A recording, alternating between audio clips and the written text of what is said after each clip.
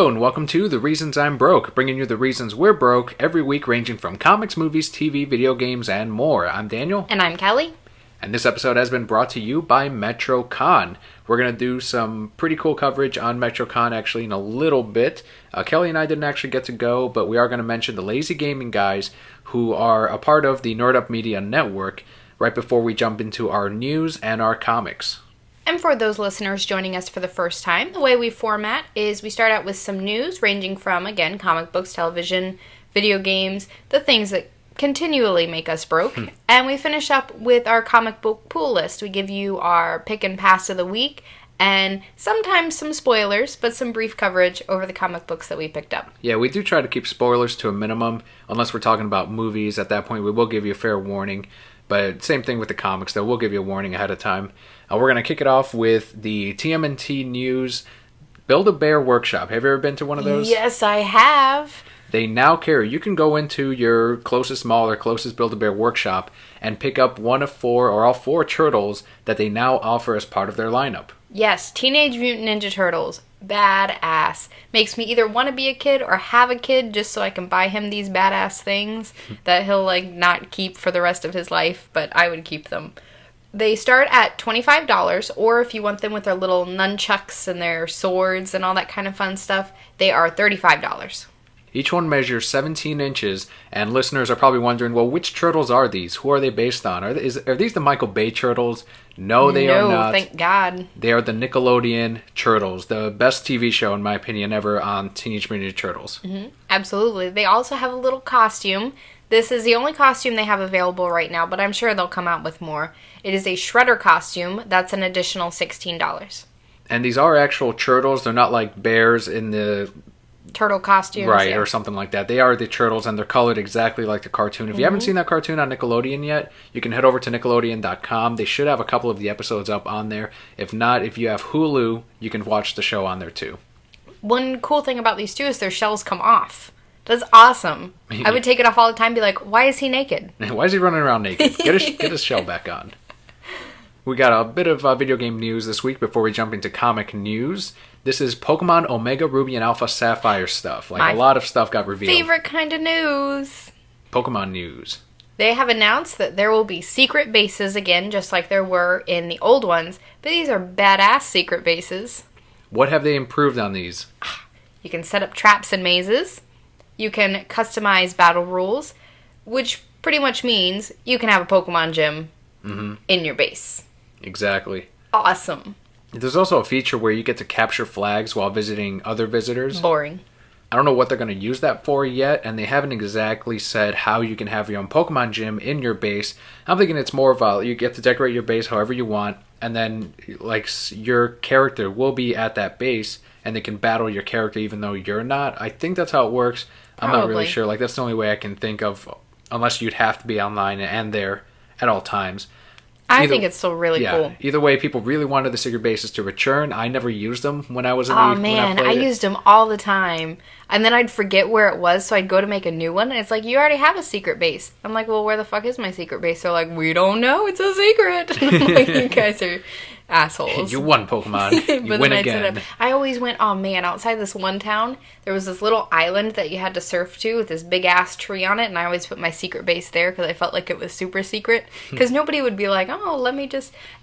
You'd have that old man fishing in the morning with the mist, and he'd just see the island off in the distance and something moving around, and then it'd start folklore and stuff. Yeah. That was my secret base. I was the Nessie of the Pokemon world.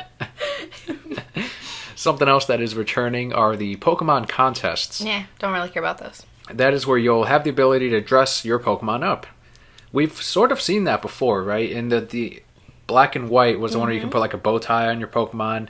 I don't think you can dress them up as you battle, because they would have to add 3D models. Really? I am so less excited now.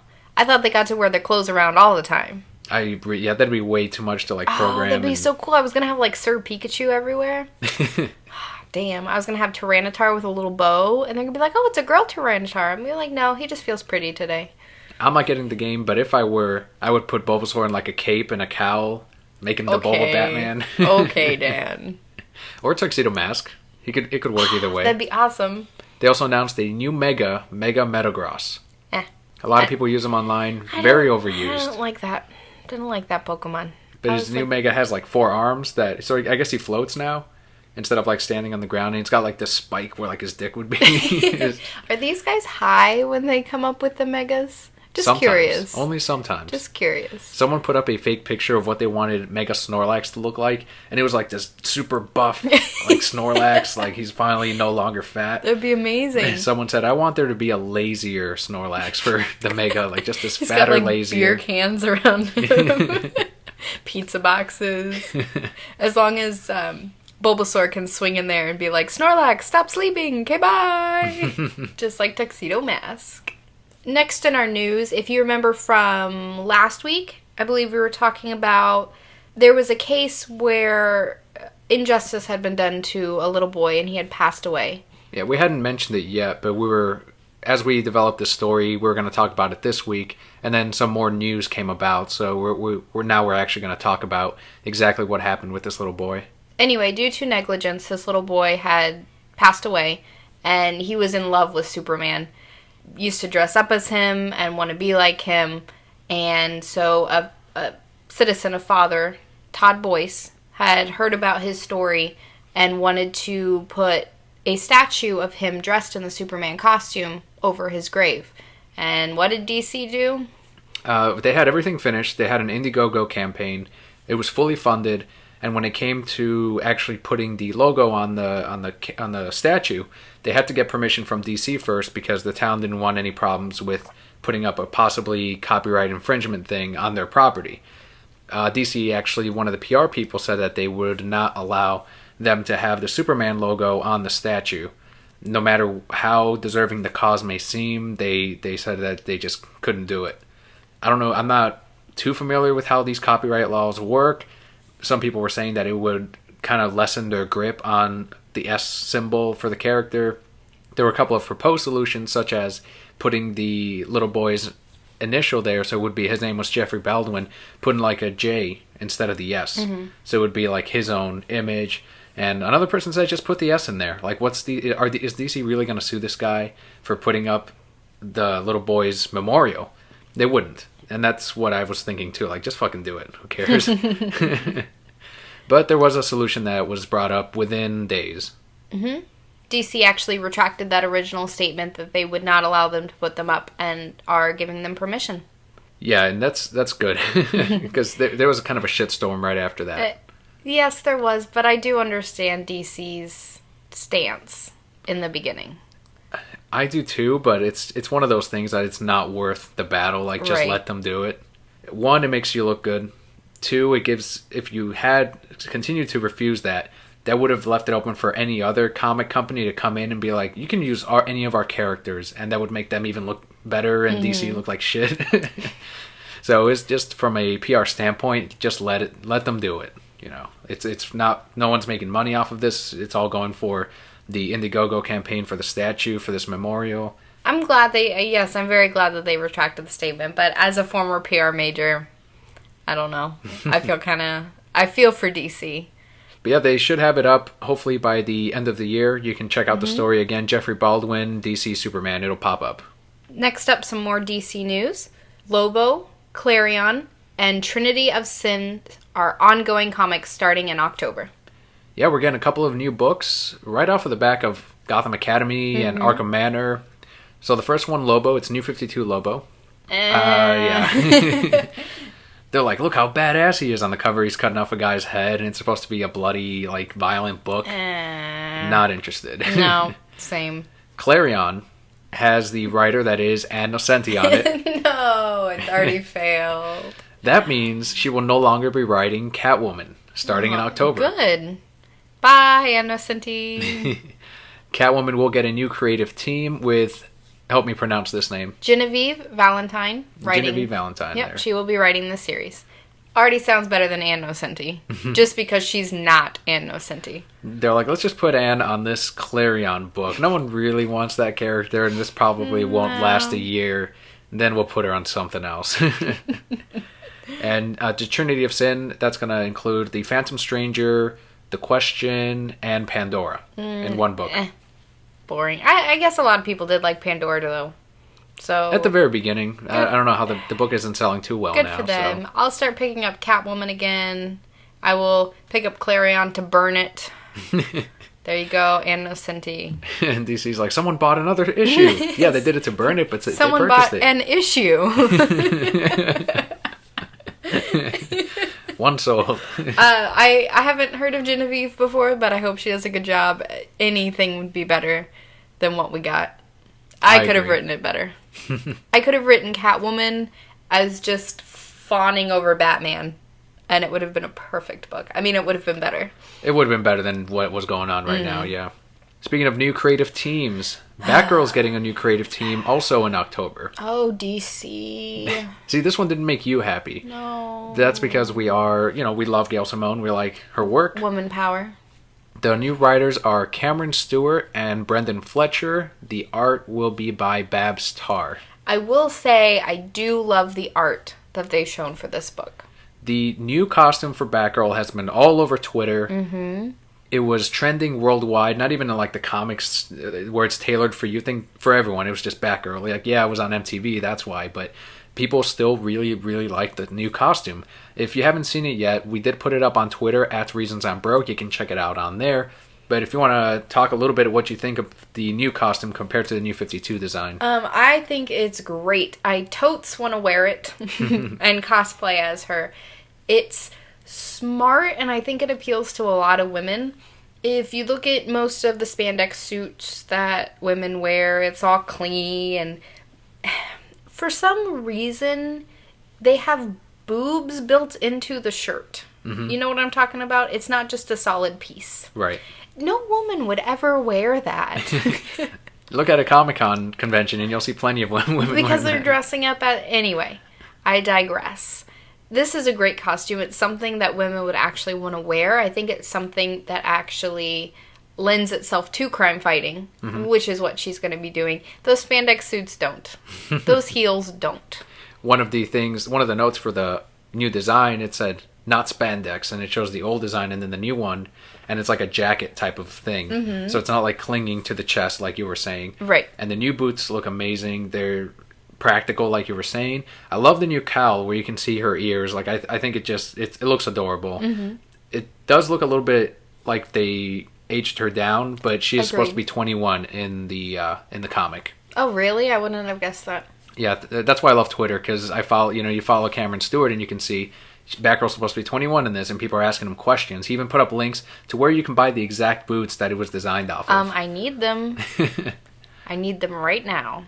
The designs that you do see are from Cameron Stewart, who is the writer, but he also does some art. That's not going to be what the rest of the book looks like. If you see that cover where she's taking a selfie, he's just doing the covers. The interiors are by Babs Tarr, and she is a really good artist. She's also newer into the comic book industry.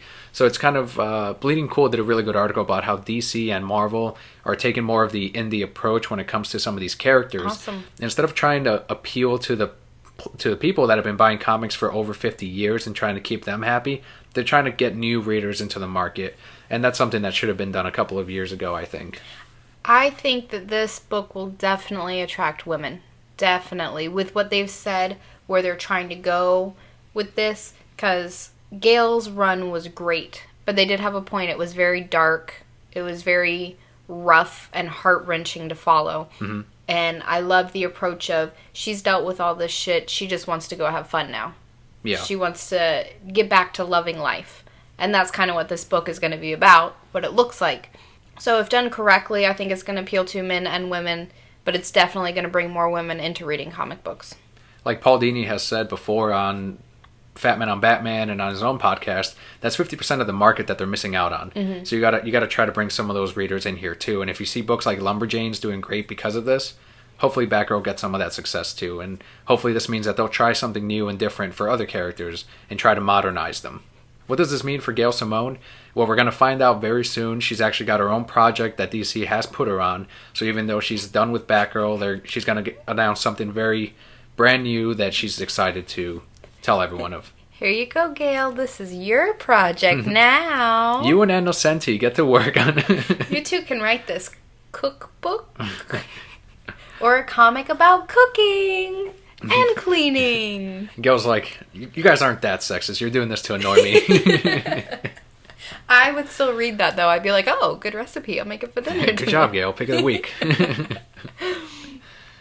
Along with these announcements, DC showed off some Halloween time variants. Spooky.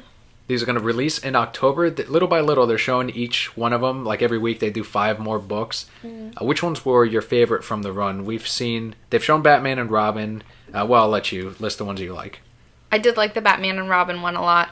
That one shows Batman and Robin as mummies, and they're coming out of like a sarcophagus. Maybe that means Robin's back? That's what some people were saying. It's not. They're just showing silly things on covers. Who else did we have?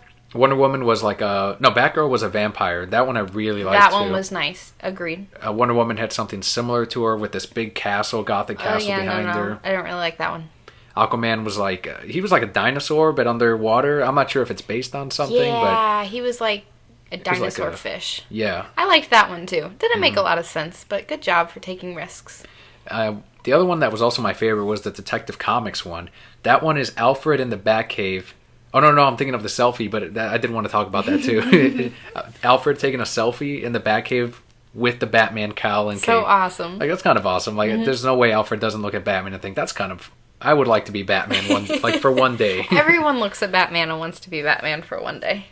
But yeah, as for the Halloween variants, they do look really cool. Little by little, they're going to show off more. And if you want to check them out, you can go to newsarama.com. DC has also given fans a sneak peek at what figures and statues they're bringing to San Diego Comic-Con. The place I wish I could be every year it rolls around. I know. One year we will go there, and we'll tell you guys about it. Like when we're almost dead. There's a full list that you can see at newsarama.com. We're just going to run off some of the highlights from a couple days ago, actually. It's brand new. They have a San Diego Comic-Con exclusive Harley Quinn Arkham City statue, yeah. This one came out almost last year, where it was just a black and white with some red accents. But now you can get the full colored one, but only if you go to Diamond's booth at the convention. Those things are going to be like $500 online by the end of the day. If not more. Anything Harley. I don't even want to look up the Harley black and white right now. That's probably $250 at this moment. Wow. Why are we still holding on to ours? See you later. Can you put a price on Harley, Kelly? You cannot. Well, these people apparently can. They don't like Harley as much, obviously. Next one were a couple of action figures from Arkham Knight. There was the Arkham Knight himself or herself. Pretty cool. I guess it's him at this point with the build that they've shown.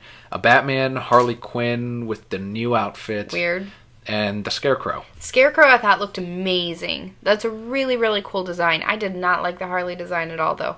Her face grew longer. She has like a horse face now. Don't know why. I don't think they used the same model from the last games, because even if you look at the trailer from a couple of months ago, she looks very different. Not even in just the costume. The costume is like a breed between the first Arkham game and the second one. And it's got a tutu. Well, she had that in the nurse outfit in Arkham Asylum, but this time they've merged it with some of the red and black from Arkham City. She didn't have a tutu with her nurse costume. It did look kind of like a dress. I don't know if it was exactly like a tutu. She had a skirt, but this is a tutu, Dan. This is like she's a little ballerina in a little play tutu. Someone should ask Paul Dini what he thinks of this.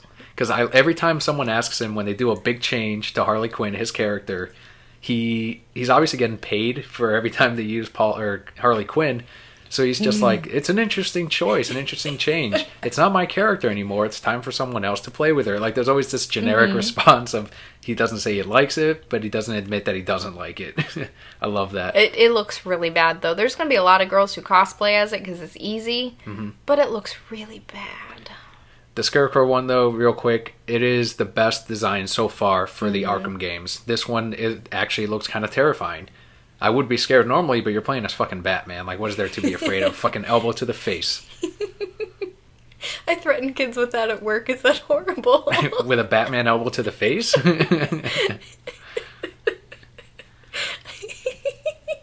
That's kind of bad. I'm sorry. Okay, we're good. We can move on to a better Harley Quinn. Ah, yes. Batman the Animated Series Harley Quinn figure. I would fly out there just for this. That we probably might want to get like 2 of them. Yeah, definitely. Looks amazing. her old original best costume ever. Looks great, just like the other animated series figures they're bringing out. Reasons we're broke, guys, right here. Hopefully they'll show off more animated series ones, but the Harley Quinn one's the one a lot of people have been waiting for. And it looks like it is the season 4 design because she looks a little bit slimmer, but it's still the red and black diamond design. Something else that I really, really like, I would love to get it. I don't know if we actually will, but there is a Hawk Girl bombshell statue. Great design. She's kind of like the Rocketeer, and she's got her jacket tied around her waist, and I would love to cosplay as that too, because I think it's just a great design. And she's also like doing the bubblegum bubble, so they put that into the statue, just like on the variant cover. I agree, it is a really good looking statue. There were also a couple of Zero Year figures shown off. They include Batman and Gordon from the actual Zero Year story. Purple glove Batman. Exactly, with the purple gloves. And then they have the regular New 52 designs for Batgirl and Two-Face. They didn't appear in Zero Year, so they, I guess, kind of included them as a part of this little line. Personally, I would have liked it better if they had included Bruce Wayne from Zero Year with the shorter hair, and maybe even thrown in Lucius Fox or the Riddler instead of these other two characters that were just kind of, I don't know, just put in there. But they're all Greg Capullo designs, so if you like the comic, you'll recognize the designs from these action figures. I thought the Gordon one looked really, really good. That is the best Gordon figure I've ever seen, that they've ever made. I wrote the note for this one, guys. Best statue I have ever seen in my life. Superman flamboyantly flying on his way to say hello to Batman. That is the official title, I think, of the statue. It should be. It should be. You have to check it out. A little story in this one line. Type that into Google, and I'm sure the statue will appear. Yeah, you have to see the statue. I'm putting it up on Facebook and Twitter, but if not, you can check it out for yourself on newsarama.com. It is exactly what you said. Big smile on Superman as he's looking up to the sky, dainty leg and everything. He's singing the Superman Loves Batman theme song. I can lift you up. I can show you what you want to see and take you where you want to be. You could be my luck. Even if the sky is falling down, I know that we'll be safe and sound. We're safe and sound. Right there. Just singing it. There were also 2 Wonder Woman statues. I thought the first one looked really good. You said it was her New 52 God of War. Yeah, the Goddess of War design, from what I understand. That was amazing. I really, really like that one. The second one looks like she's wearing a pair of Daisy Dukes, and her hair is kind of flying all over the place. If you're a big Wonder Woman fan, though, both look really good. Yeah, one's definitely more boring than the other. We did enjoy the armor design better. Again, I believe it was the Goddess of War. I haven't gotten to that last trade yet, but I will get around to it. But with that, we can, before we head into our comics, we can talk a little bit about MetroCon.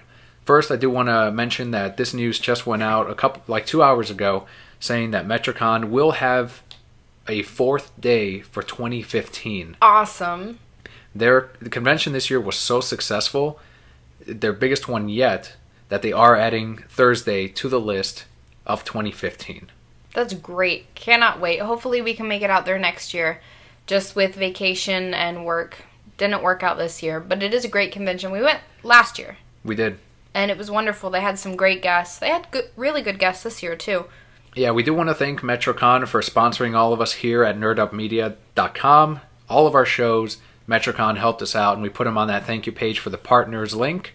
But we do also want to say that the Lazy Gaming guys who went to represent Nerd Up Media, they are doing a full coverage of the convention, and they will put it up on their YouTube channel. That's where they put out their content. You can either search Lazy Gaming Guys, one word, on YouTube, or easier, go to nerdupmedia.com, and 2 clicks. Click on Lazy Gaming Guys and click on YouTube. It'll show you right their page. You can subscribe, and you can check out all their videos, their Let's Plays. More importantly, though, their MetroCon coverage. And if you remember earlier in the month, we did have the contest for the MetroCon tickets. Our winner from Twitter was at Cradle of Roses, who said, "Thank you so much, Reasons I'm Broke. Because of you, I was able to spend an awesome time with my best friend for life at MetroCon 2014. Yeah, she was one of 4 winners that won from nerdupmedia.com, and she did tweet us this a couple of hours ago, so thank you so much. We're glad you had an amazing time with your friend. best friend for life. Those are the best kind of friends. They are. You only have one of those. Because, like, significant others don't really count in that. Because they're significant others. They're, like, in a different bracket. Right. But BFFs, glad you guys could go. BFFs. Hope you had enough fun for us, too. Really jealous. Hopefully we can do something like this again next year for MetroCon. If not, we do have something else lined up in the next couple of weeks. We're not going to let you guys know exactly what it is Why yet. are you being so sneaky, Dan? Well, nothing's solid. We don't want to give out the names. Salesman right there. Kind of sounding like the mob. What did you make me a part of? We'll hear about this next week. We'll have an official announcement for the new sponsor for Nerd Up Media. And with that, we can actually move into our comics for the week. We're going to start out with our indie books. We have Adventure Time Banana Guards Academy #1. This is a miniseries of 6. It's written by Kent Osborne and Dylan Haggerty, with art by Madeline Rupert and Britt Wilson. And finally, the colorist is Whitney Kogar. After they finish a miniseries, Boom Comics, they like to put out a brand new one to replace it. So usually they have 2 Adventure Time comics running, one being the main series, which we usually end up liking way more than these. For the first part here, just to give you a rough thing of the plot, Princess Bubblegum wants to use cucumbers in her next project, her next science thing. Rutabagas. Cucumbers? Well, I don't know why I said cucumbers. I don't know why you said cucumbers. Princess Bubblegum can't sleep one night. She has insomnia. So her solution is, I need to eat something with, I want to say melatonin, but I don't think that's really what she was looking for. And it's in rutabagas. So she's like, awesome, I'll just go to the fridge and get some, oh, no rutabagas. So she goes over here to the Banana Guards fridge, and they have all this food, but no rutabagas, because that's all bananas eat. Yep. There you go. So that was the basic plot for this. I'm going to go ahead and say that this was my pass of the week. This was my pick of the week. Ooh, complete opposites. Yeah. Very interesting. All right, so you can go ahead first. Fine. I thought this was a really cute comic. I thought they set up the premise for it very well. You got to see something I like about these offshooting of the Adventure Times ones is they focus on the minor characters of the Adventure Time series. Sure. So only the ones you see in the background, and you never get to learn more about them. But now you get to learn more about them. The story with Mr. Cupcake or whatever his name is. That was my favorite part of the book. Adorbs. I liked the bit with Tree Trunks, too. I thought that was funny. You had the weird-ass gingerbread man who watched the little kids. I thought it was cute. I thought it was a great premise. You got Punchy the Punch Bowl in the back, like, being cray-cray. Can't bring him down. Turned down for what? I think it's going to lead to some really funny times. I guess the part that I enjoyed the most of this was that Mr. Cupcake part, which was only about a page and a half or two. And I don't know, for the rest of the book, it didn't really do it for me. If you're really, really into Adventure Time and you're collecting the Adventure Time series as it is, cool. But so far from this first issue, I'm not super excited for the Banana Guard Academy. But we'll see. I am, because you got the cray-cray grumpy man in the back. It could be all set up. We'll see. Like, I'm going to show you what it's like to be Banana Guard. None of you are bananas. That's what he talks like, I'm sure. Next issue is Lumberjanes #4, now a full series, written by Noelle Stevenson and Grace Ellis, with art by Brooke Allen and colors by Marta Laiho. Oh, strong females there working on this book. There are tons of those, and we have like there are boy versions of the Lumberjanes in this one, just Boy Scouts that they found. That are pretty girly. Yeah, but there's a little twist to them at the very end of it. This isn't my pick of the week, but it's still a very fun book. Tons of dialogue, tons of action. And for issue 4, it's going to keep going. $3.99, that's about right for the amount of content you get. I liked the Yetis in it. They were my favorite part. Yeah. They were pretty awesome. Now we can move into our DC books. We have Batgirl #33, written by the wonderful Gail Simone, with art by Fernando Passarin and Jonathan Glapion, and colorist is Blonde. I always like those colorists that have like the single name thing, like Franco, who's an artist, and then like James FCO. Just Blonde. I do like Franco's explanation though. He's like, my last name is way too hard to say, so I just go by Franco. Aww. No, but Batgirl, so we're going to know that this is the final arc before Gail Simone is off of it in October, but I really enjoyed this issue. the interaction with them, Huntress, and Batgirl and Black Canary is really funny. Like, it reminds me of her writing in Red Sonja. It reminds me of The Movement. It was a really excellent book. I agree. It told a wonderful story. Excited to see the conclusion to all of this, which we will have, of course, by October. Love to see the Huntress in it, because that means Batman and Catwoman did it. Bow, chicka, wow, wow. And if you like Batman, at the very end, there's a good lead up to everything that goes on in number 34. Yeah, because Batman's amazing. It's going to lead us to the next Bat-related book. It's Detective Comics number 33, written by Brian Buccellato and Francis Manapul, with art and colors by Francis Manapul. Very interesting book still. Like, they used to do The Flash. Their storytelling, and they show it at the very end of this book, is they give you the different covers that they could have gone with, but also their story process. First, they do the artwork, and they figure out the panels, and then they fill in the dialogue and everything. That's pretty cool. Very interesting. You don't see a lot of storytellers do that. And it works well with someone like these two, because they are doing this together, and they did work on The Flash together. So it's just a really good process for a character that they are building to be a true detective. Right. We're still going through the whole Icarus thing. I feel like it's been a long time since we've read the last book. Maybe just a lot has happened in this month. It could be. But we're still trying to find out what happened with the motorbike lady. Right, Aguila? Yes, we're trying to find out what happened with her mom, who we now know was murdered. I mean, you kind of figured that out in the first book. We're finding out more twists and turns, like that big burly guy. Did you see that coming? Because I did not see that coming. I did not.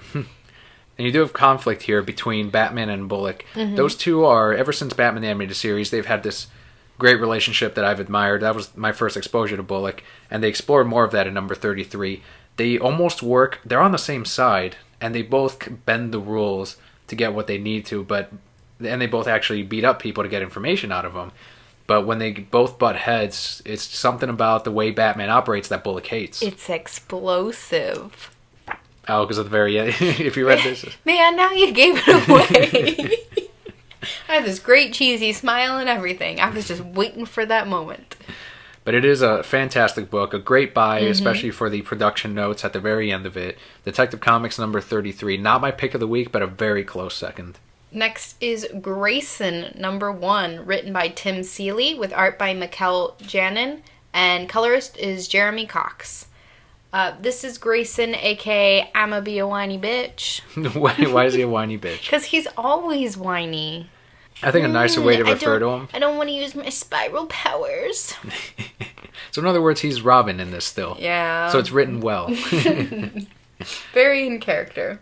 Exactly. This is still Grayson. If you remember in Forever Evil, they had his supposed death in it, but Batman told him that he needed him to work undercover so that he can spy on Spiral.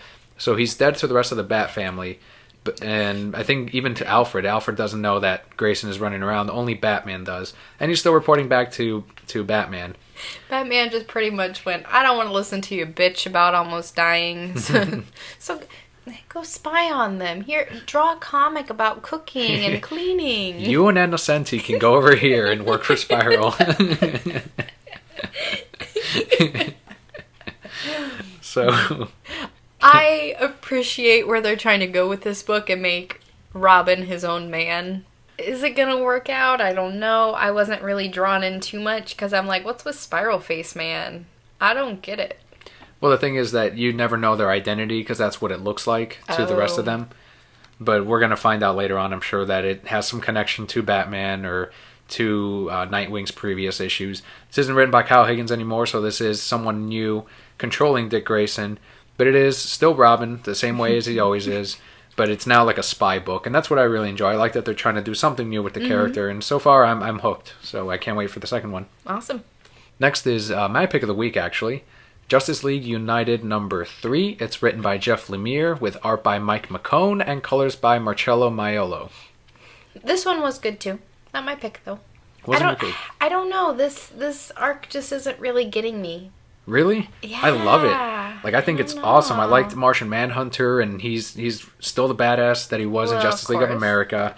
And I think the dynamic between all of them is amazing.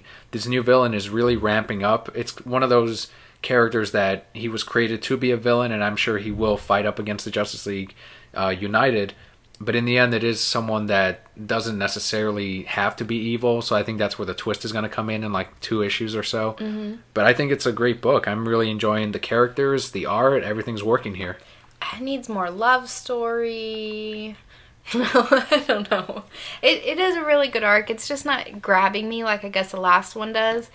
I think it's because I can see the relationships between the characters. You have little quips and stuff between Green Arrow and is it Green Arrow? Yeah. Green Arrow and Animal Man. But you don't have the deep emotional exploration that we had back before, like with Stargirl and Martian Manhunter.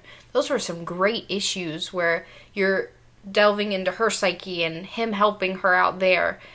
You don't really get that in this one. I guess I can see that, but it's going to be a different book than Justice League of America. If you really like JLA, this is something that you may not like, but I liked both comics. Mm-hmm. I say still pick it up and check it out. It had some great panels, too, that I remember with Supergirl, where it just went red. Oh, those were so cool. Do you remember those panels? That's what I like most about this book. And you do get a character death in this book, but you'll have to pick it up to find out who it is. Supposed character death. It's comic book death. It never counts. It's never permanent. Final book this week. New Suicide Squad #1. This is written by Sean Ryan with art by Jeremy Roberts. And again, the colorist is blonde. Well, the colorist's name is blonde. I don't know if the colorist really is blonde. I'm like Cher. All right, so a little background on this book that I do want to give. The artist is brand new. Jeremy Roberts broke into the industry using Harley Quinn #0. Oh. That's why they chose him for this comic book. They said you can draw Harley really well, and you did that awesome page on Harley Quinn #0. Harley's what's selling their book anyway, so right. So might as well get the guy that can draw Harley Quinn. Mm-hmm.